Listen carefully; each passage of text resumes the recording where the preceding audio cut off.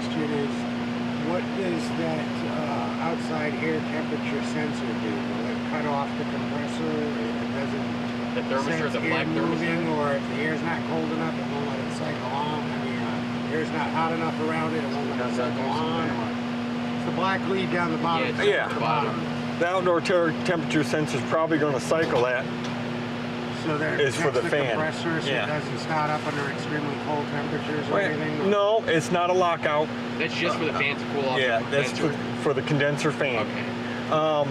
This with the communicating thermostat, Yeah.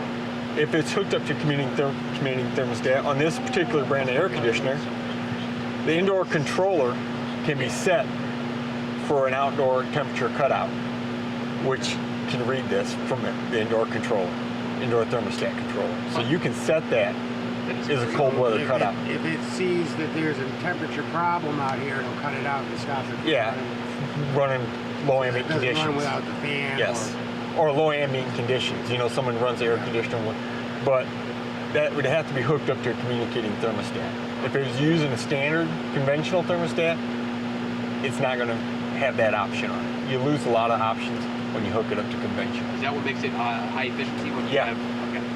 Yep, it's going to make it more efficient using a communicating thermostat.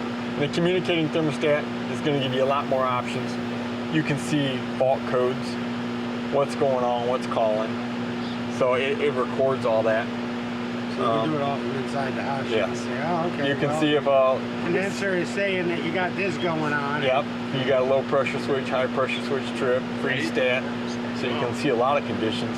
That means You can see the outdoor temperature from that communicating thermostat through this controller. Jim, can you kind of go over the board a little bit? The common run, it looks like zone 1 and zone 2 up top there where they're marked with the 4-wire thermostat coming through. Is that That's actually the thermostat connection hookup. okay?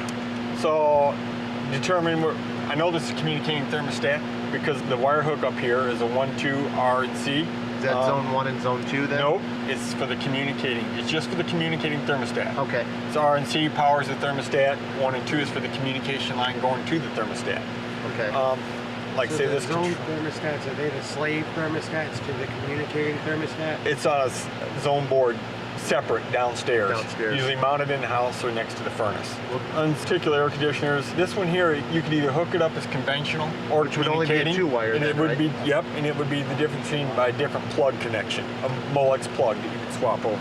So if this was a conventional, it'd be a 2-wire hookup. This is a 4-wire Yep. thermostat that they have to run from inside Yep, for the communicating. for the communicating thermostat. Yep. Okay. And then this board here, like all the safeties in the unit, you got low pressure, high pressure control hooked right up to the board.